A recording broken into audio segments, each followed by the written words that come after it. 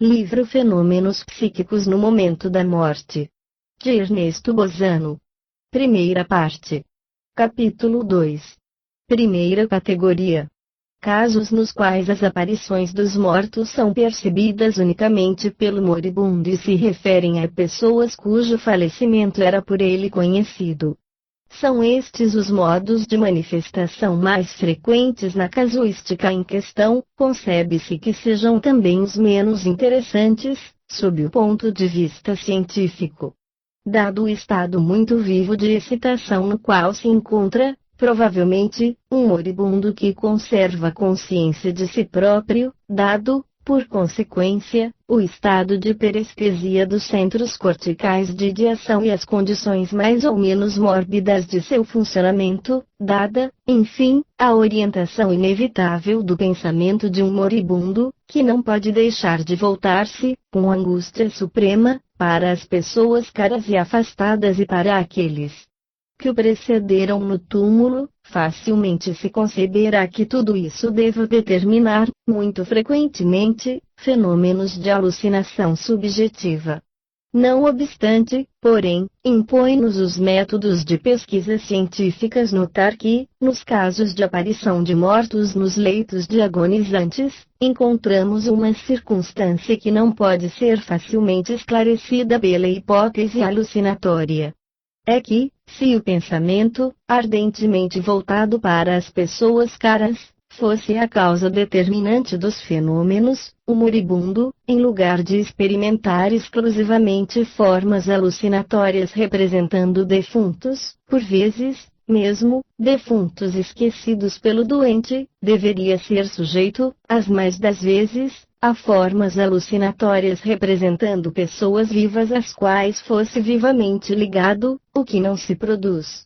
Verifica-se, ao contrário, que não há exemplo de moribundos que percebam supostos fantasmas de vivos ou lhes dirijam a palavra da mesma maneira que as visões dos mortos. Só com estes se produzem os diálogos.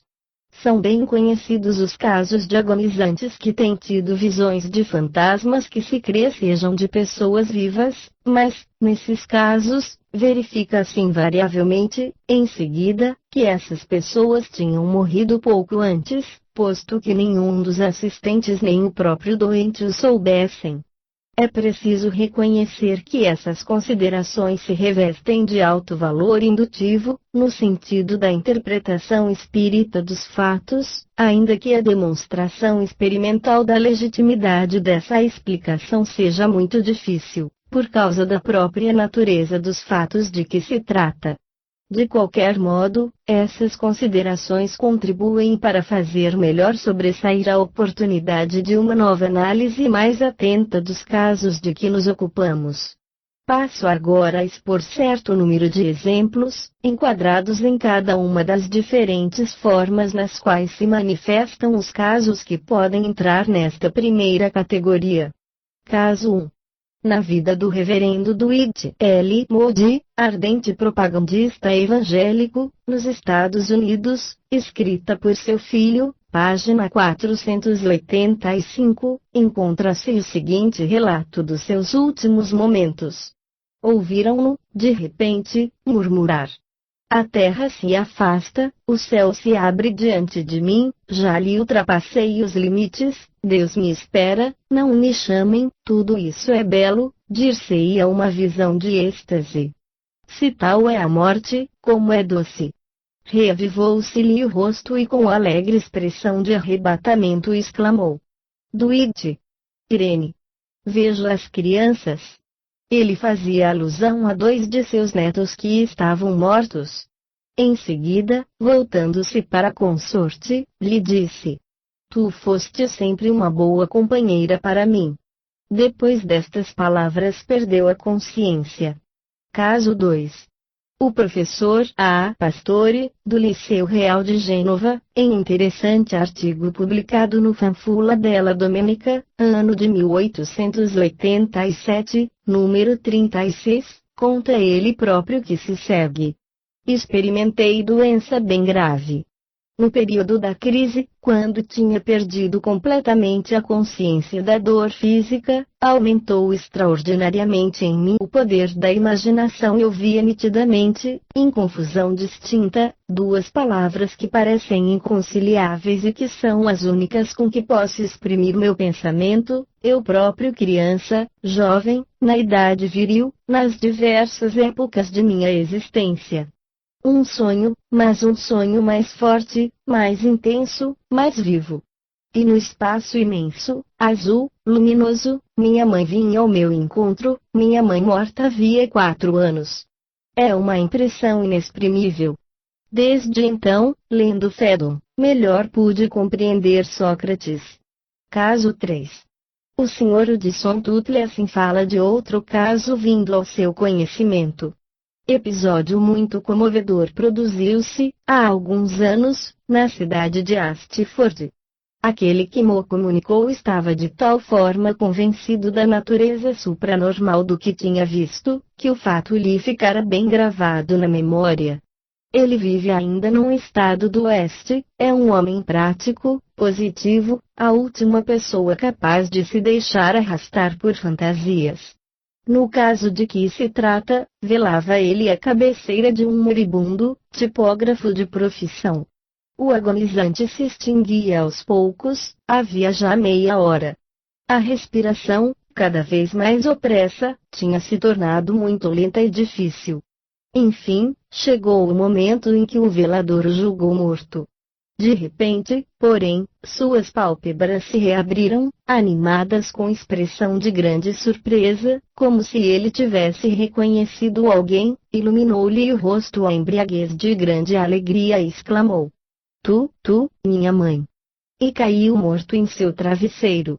Ninguém poderá nunca persuadir-me, diz o narrador desse episódio, que este homem não tenha realmente percebido sua mãe diante de si. O de Sontutle, The Arcana of Spiritualism, página 167. Caso 4. Alfred Smedley, nas páginas 50 e 51 de sua obra Some Reminiscences, conta os últimos momentos de sua mulher, como se segue. Alguns momentos antes de sua morte, fecharam-se-lhe os olhos em qualquer coisa que parecia enchê-los de viva e agradável surpresa. E disse, então: como? Aqui a minha irmã Carlota, aqui minha mãe, meu pai, meu irmão João, minha irmã Maria. Trazem-me agora também Bessiap. Estão todos aqui. Oh! Como é belo, como é belo! Não o vês? Não, minha querida, respondi, e bem o lamento. Não podes vê-los? Repetiu a doente, com surpresa. No entanto, estão todos aqui, vieram para levar-me consigo. Parte de nossa família já atravessou o grande mar e em breve nos acharemos reunidos na nova morada celeste. Ajuntarei que Bessiap tinha sido criada fiel, muito afeiçoada à nossa família, havendo tido sempre minha mulher em particular estima. Depois dessa visão estática, a doente ficou algum tempo como que esgotada. Voltando, enfim, o olhar fixamente para o céu e erguendo o braço, expirou. Caso 5. O Dr. Paul Edwards escrevia, em abril de 1903, ao diretor da Light. Lá para o ano de 1887, quando habitava uma cidade da Califórnia, fui chamado à cabeceira de uma pessoa cara e que se achava em seus últimos momentos, em consequência de doença pulmonar. Todos sabiam que essa mulher pura e nobre, essa mãe exemplar, estava condenada à morte iminente.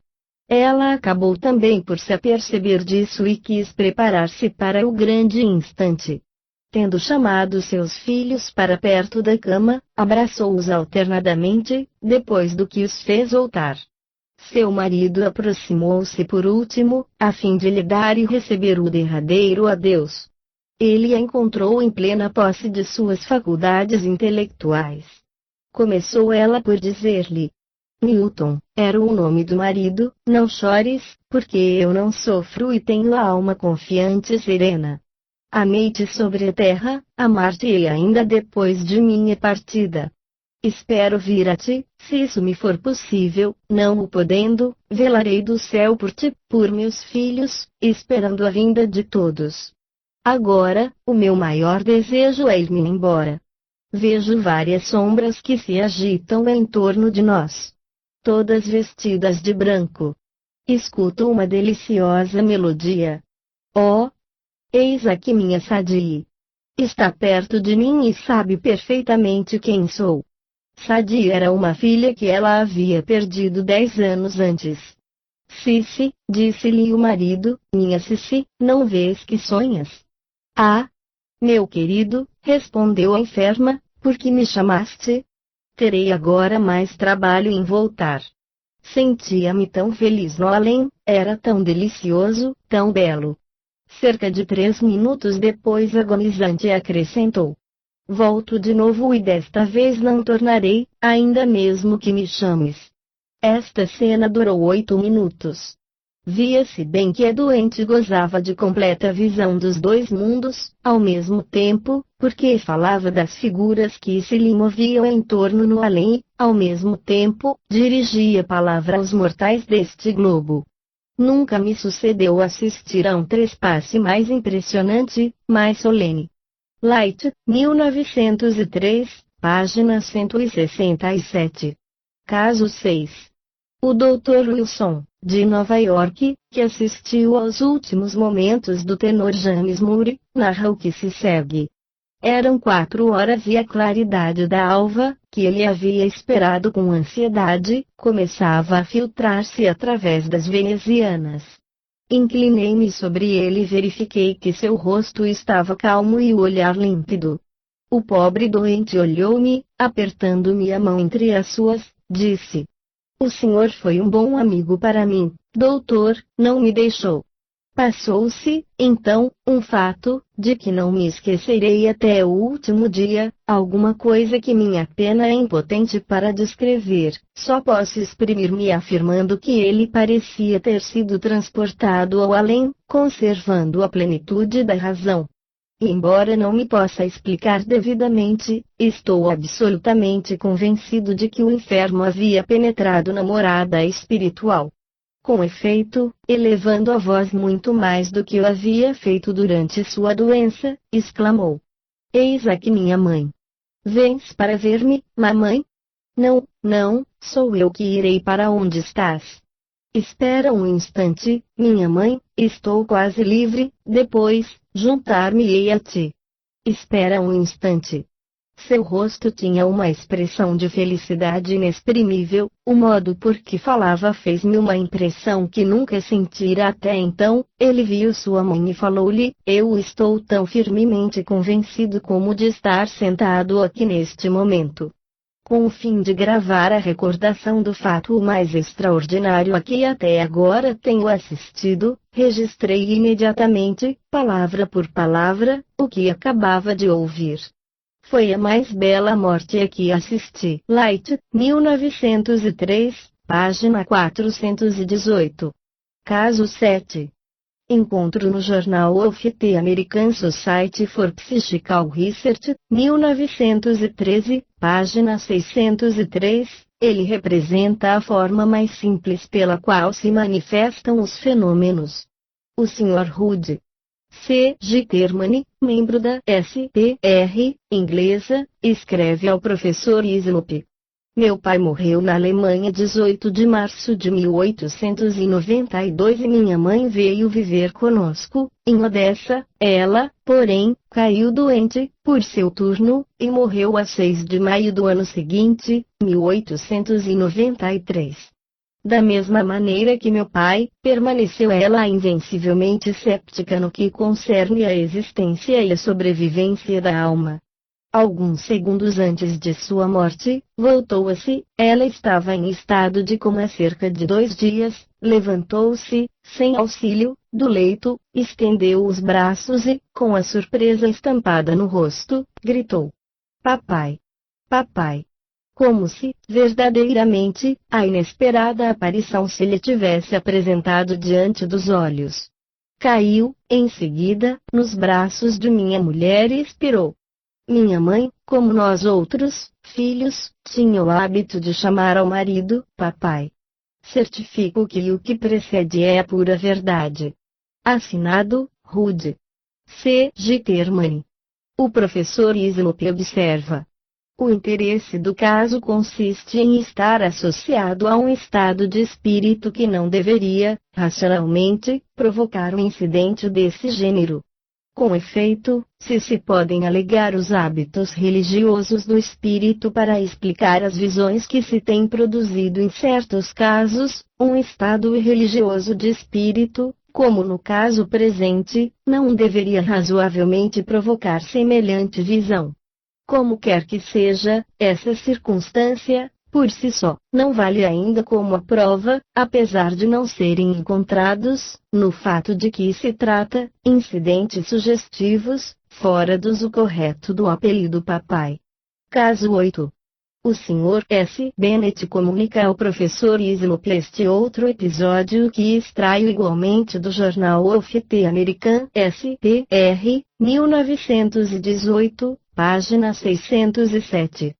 G. Holtench morreu em 1902, de um carcinoma, depois de muitos anos de sofrimentos, suportados com estoicismo.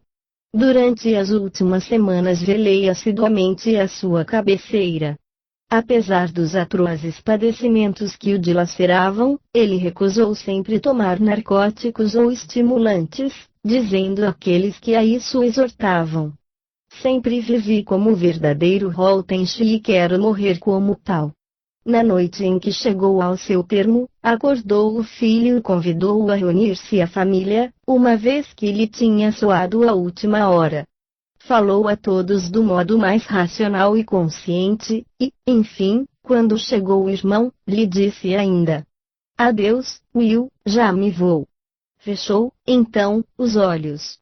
Os familiares acreditavam que o fim tinha chegado, mas depois de curto intervalo, ele reabriu os olhos, levantou a cabeça, olhou para o alto com expressão de vivo interesse, depois para a extremidade do leito e disse com voz bem clara: como? Mas são pessoas como nós. E expirou em seguida. Tench não era homem religioso, posto que fosse assistido até o final por um ministro metodista. Era, no entanto, pessoa de alta moralidade, rigidamente honesto em todas as manifestações da vida. Possuía, além disso, muita firmeza e coragem, como demonstrou, recusando que lhe atenuassem os sofrimentos à custa da sensibilidade. Não tinha muito cultivo nem paixão pela leitura, não duvido, porém, de forma alguma, que ele houvesse refletido longamente no destino que o esperava e, certo, tinha imaginação repleta das imagens habituais dos anjos alados e das harpas angélicas. Em consequência, nada mais provável que nos últimos instantes tivesse exprimido surpresa, vendo que os mortos que o vinham acolher revestiam o aspecto de pessoas como nós. Caso 9. O episódio seguinte, tirado do jornal OFT American SPR, 1918, página 623, foi comunicado ao professor Islop pelo Dr. E. H. Pratt. Minha irmã Tilly foi atacada de difteria maligna quando estava na escola, no Carroll Seminary. Transportaram-la imediatamente à casa, para que fosse confiada aos cuidados de nosso pai, mas não foi possível, infelizmente, salvá-la. Depois de alguns dias de angústias extremas, sua bela alma evoluiu-se para as plagas que nos parecem tão tenebrosas e impenetráveis em sua incomensurável grandeza. O episódio que se passou, em seu leito de morte, foi tão maravilhoso, tão realista, tão impressionante, que conservo impressa em minha memória a cena panorâmica do acontecimento, tal como se fosse ontem, não obstante ter apenas 10 anos de idade, quando ele sucedeu.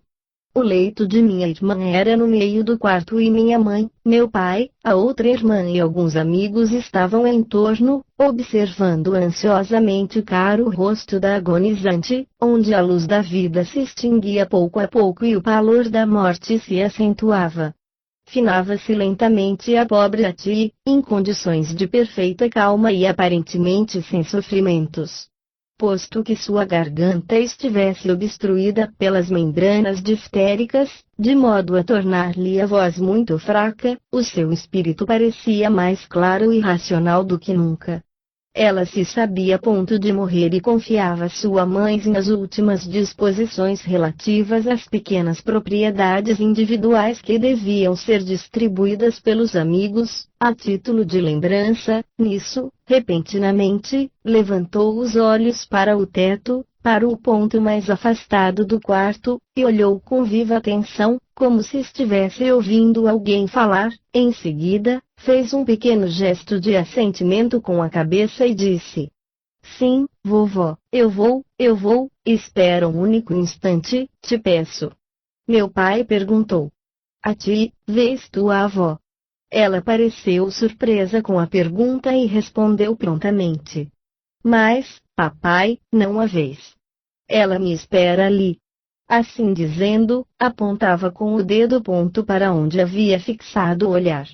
Voltando-se, em seguida, de novo para sua mãe, acabou de ditar as disposições relativas ao pequeno tesouro a distribuir pelos amigos. Tornou-se ainda para sua avó, como a escutá-la, parecendo que esta a convidava a vir sem mais tardar, e depois deu a todos o extremo adeus. Tinha a voz fraca, mas o olhar que dirigia, sucessivamente, a cada um de nós, era cheio de inteligência e de vida. Voltou-se, enfim, pela última vez, para o ponto em que se achava a visão, e com um fio de voz ligeiramente perceptível, disse: "Agora estou pronta, minha avó." E, olhando sempre naquela direção, sem luta, sem sofrimento, extinguiu-se. Sua avó tinha morrido alguns anos antes e afeto grande recíproco ligava-as em vida. O episódio do reconhecimento por parte de Ati foi tão realista em seus pormenores, que não nos parece possível explicá-lo sem admitir a presença efetiva da avó, com forma idêntica à que tivera em vida. Em suma, o episódio foi autêntico, indiscutível, real. Assinado, Dr. E. Pratt. Caso 10. O reverendo H. Arboug, em sua obra Heavenly Recognition, conta o fato seguinte. Em família de meu conhecimento, uma gentil e afetuosa menina teve a desgraça de perder a mãe em muito tenra idade, de sorte que seus traços não lhe puderam ficar gravados na memória. Essa criança doce, boa, religiosa, era o ídolo da inconsolada família. Flor definhada, não tardou a apresentar sinais da morte prematura. Por vezes, quando brincava nos joelhos da senhora que lhe substituíra a genitora, torneava-lhe o pescoço com os magros bracinhos, dizendo-lhe: "Fale-me, agora, de mamãe." E sendo-lhe a mesma narrativa repetida uma vez mais, pedia ela docemente: "Leve-me para o salão, que quero ver mamãe." O pedido era sempre executado e a criança ficava deitada, durante horas, mirando o retrato materno. Chegou, por fim, a hora suprema. Toda a família, com os amigos, se reunira em torno da pequena agonizante. O orvalho da morte já se estendia sobre esta bonina e, à medida que a vida se lhe ia extinguindo, o corpinho era sacudido por convulsões espasmódicas. "Conheces-me, meu anjo?" murmurou-lhe, chorando, ao ouvido, a voz do pai, mas a resposta não veio. Repentinamente, aquele rosto pálido pareceu animar-se por uma influência do paraíso, abriram-se-lhe os olhos, grandes, radiosos, e os bracinhos delgados se estenderam ao alto, num supremo esforço impulsivo. O olhar quedou-se no infinito, como se penetrasse no além, e os lábios não pronunciaram mais que uma frase: "Ó mãe!" Nela havia um acento de surpresa, de alegria, de transporte, e, com esse grito supremo, a criança parecia ter passado para os joelhos de sua mãe, que a esperava no outro mundo. O ministro, que assistia a essa partida, não pôde deixar de dizer: Se não tivesse até aqui acreditado na existência de nossos trespassados junto aos leitos mortuários, já não poderia mais duvidar agora. Citado por R. Peake, em seu livro Life is Borderland and Beyond, páginas 11 e 12. Caso 11. Este outro episódio veio à lume em consequência de minha primeira monografia sobre a classe de casos de que aqui nos ocupamos. A senhora Lenormand des Varennes escreveu nos seguintes termos ao diretor da Revue du Monde Invisible, em julho de 1906. O artigo de Ernesto Bozano, sobre aparições de defuntos no leito de morte, tem-me tanto mais interessado, quanto eu própria fui testemunha de um episódio análogo. Tínhamos perdido um de nossos filhos, pelo tifo. Havia eu estado em Paris para tratá-lo 3 dias depois trazia-lhe corpo. Deixara meu marido com um sofrimento de estômago, já antigo. Depois da morte de nosso Paulo, as crises do mal punham-no cada vez mais fraco, declinava rapidamente, suportando com coragem e resignação admiráveis seus atrozes sofrimentos. Em pouco, não pude deixar mais o leito e não me foi mais possível iludir-me sobre seu estado. Ele recebeu os sacramentos com perfeita lucidez e pediu que lhe trouxessem algumas flores de crisântemos que tinha plantado no túmulo do filho. No curso da noite seguinte minha filha veio substituir-me à cabeceira do pai, mas, lá para as 5 horas, chamou-me, o doente piorava rapidamente e pareceu alegre por ver-me.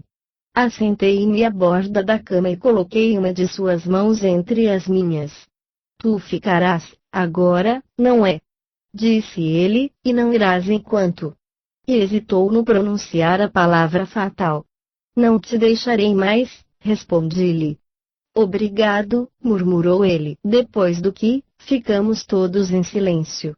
Parecia que ele havia perdido o uso da voz e não sentia mais o contato de minhas mãos, pois que, para assegurar-se de minha presença, murmurava, de quando em quando.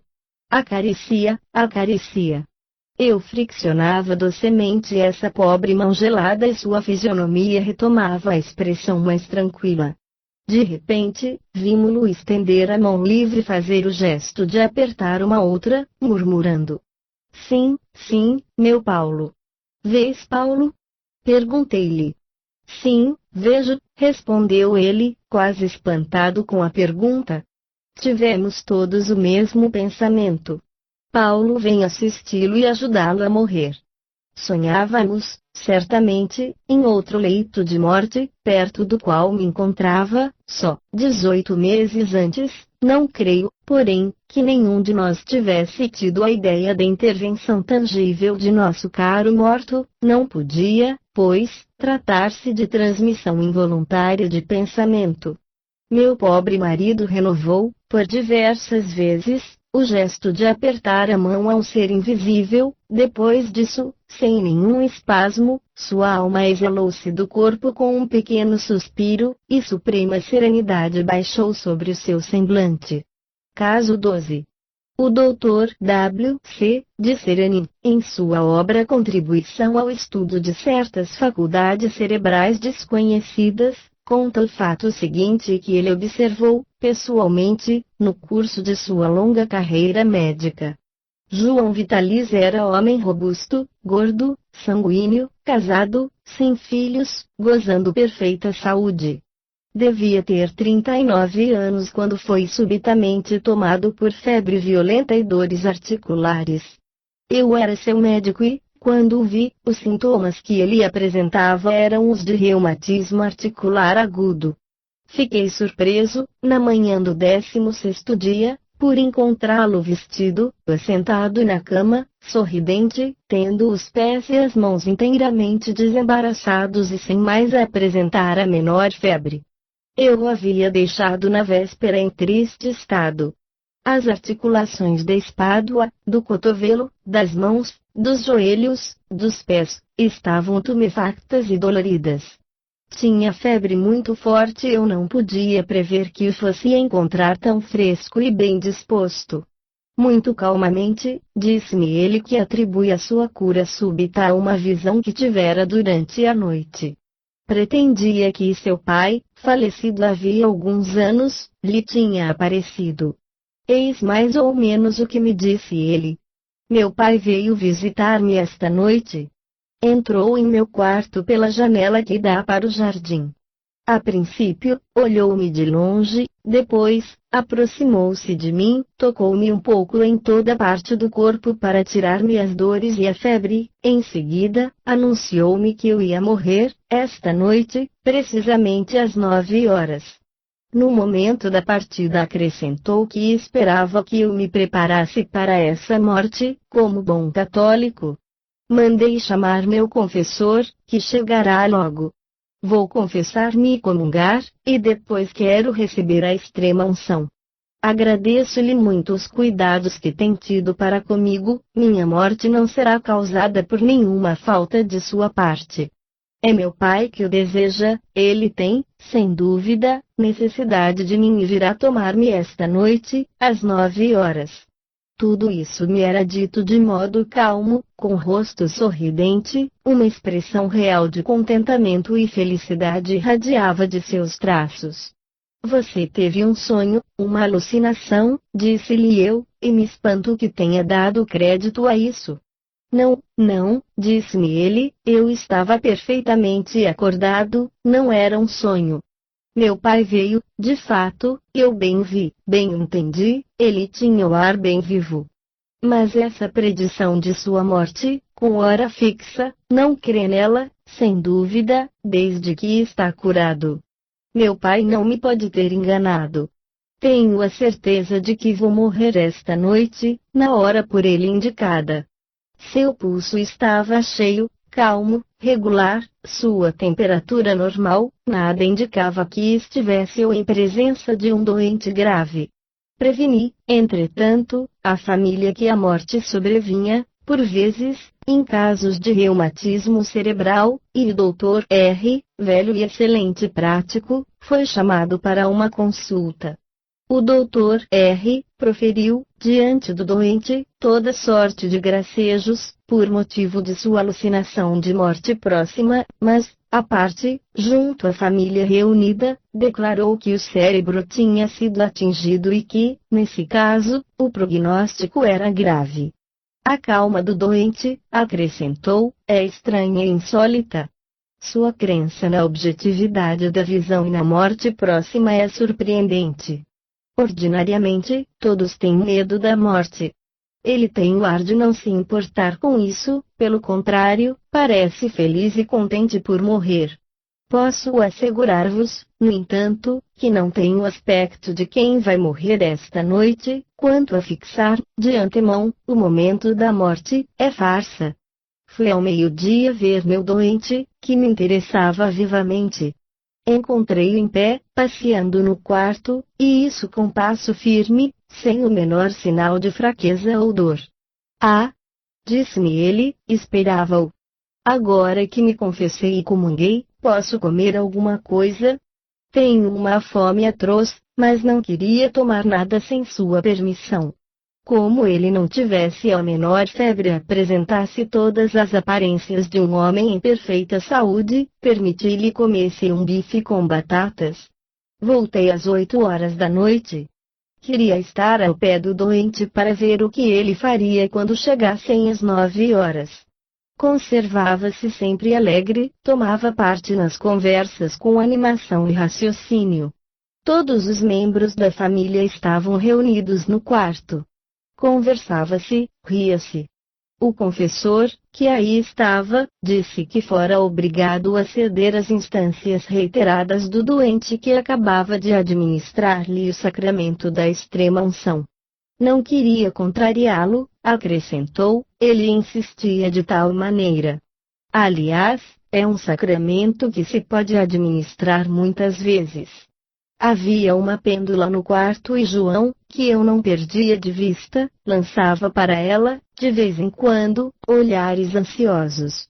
Quando o pêndulo marcava 9 horas menos 1 minuto, e enquanto continuavam todos a rir e a conversar, ele se levantou do sofá onde estava sentado tranquilamente e disse: chegou a hora. Abraçou a mulher, os irmãos, as irmãs, depois pulou para a cama com muita agilidade. Assentou-se, acomodou as almofadas e, como um ator que saúda o público, curvou muitas vezes a cabeça, dizendo: adeus. Adeus. Estendeu-se sem se apressar e não se moveu mais. Aproximei-me lentamente dele, persuadido de que ele simulava a morte. Com grande surpresa minha, estava realmente morto, nenhuma angústia, nenhum estertor, nenhum suspiro, morrera de morte que eu nunca vira. A princípio esperou-se que fosse uma síncope prolongada, uma catalepsia. O enterro foi por muito tempo demorado, até que nos tivemos que render à evidência, diante da rigidez do cadáver e dos sinais de decomposição que se seguiram. Caso 13. Tomo da Light, 1915, página 502. A senhora C. J. Chambers, enfermeira voluntária, conta este fato.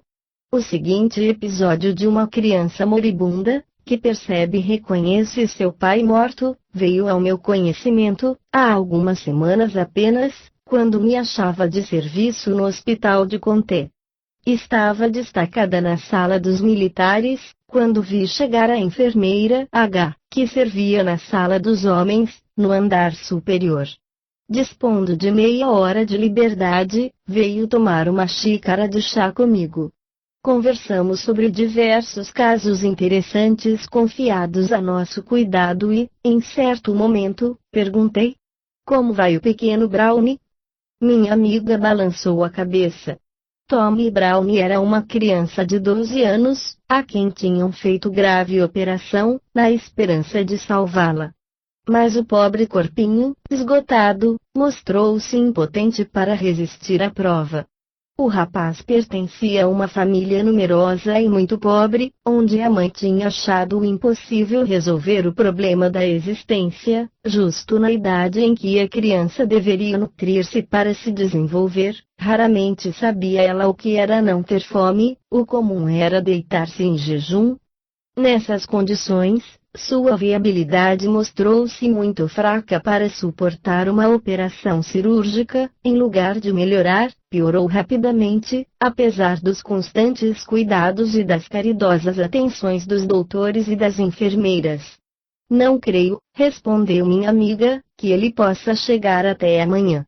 Há 2 anos, precisamente nesta data, seu pai morria na cama em face daquela situação em que agora se encontra seu Tommy.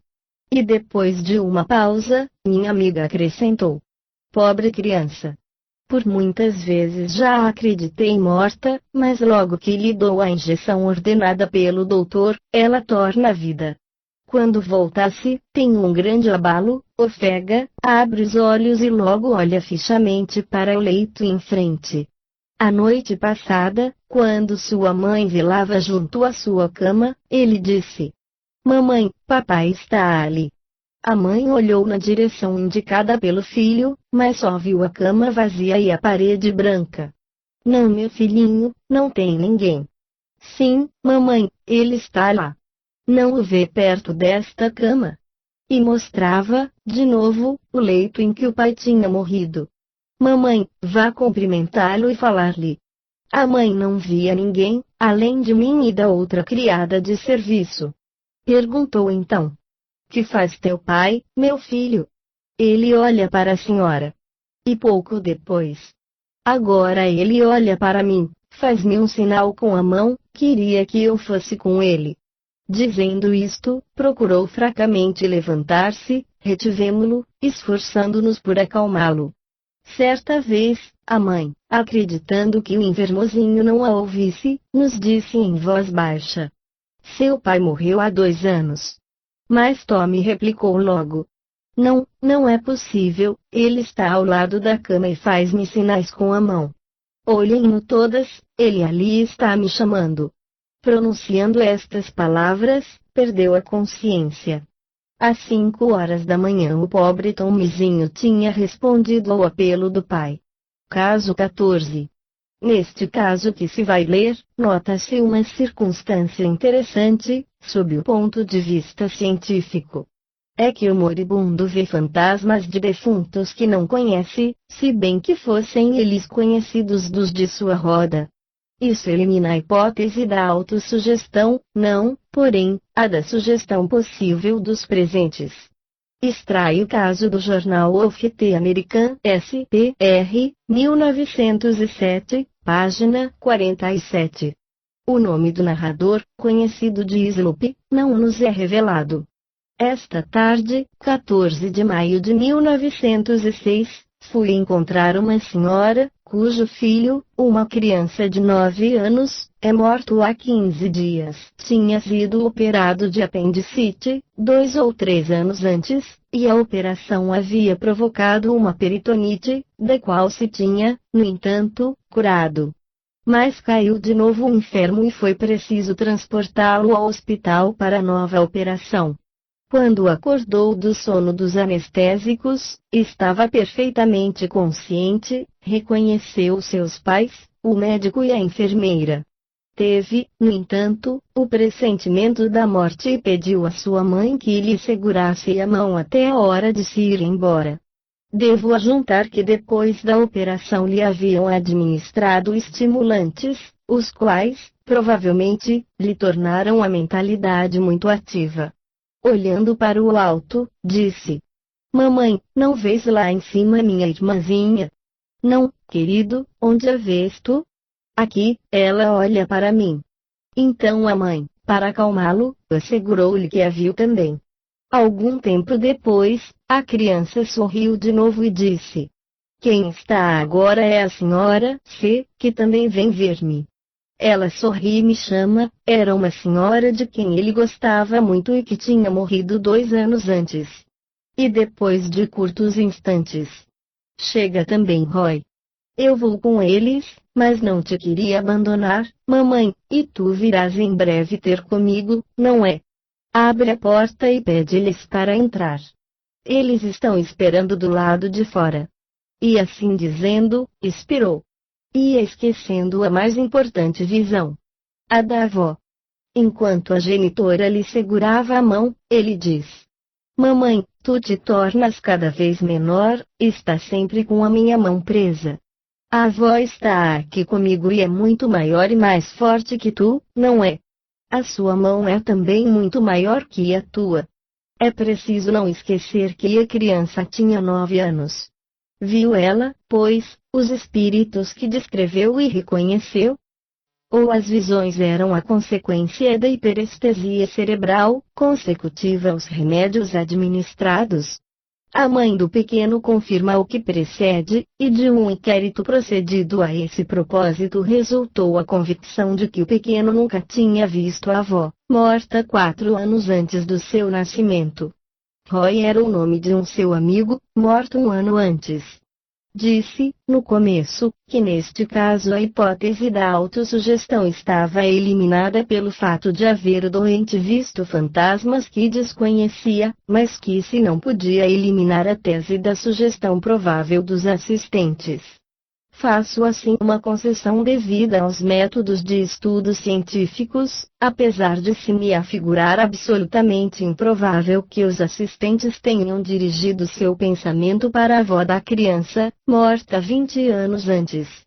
Nos 3 casos que se seguem, os moribundos têm a visão de entidades espirituais que não são as de seus mortos, circunstância bastante rara na categoria de visões de que nos ocupamos. Inútil é advertir que, do ponto de vista da hipótese alucinatória, o fato entraria na ordem natural. Em tais acontecimentos, do ponto de vista da hipótese espírita, seriam espíritos guia ligados a cada um de nós e que, nessas ocasiões, se manifestariam no leito mortuário.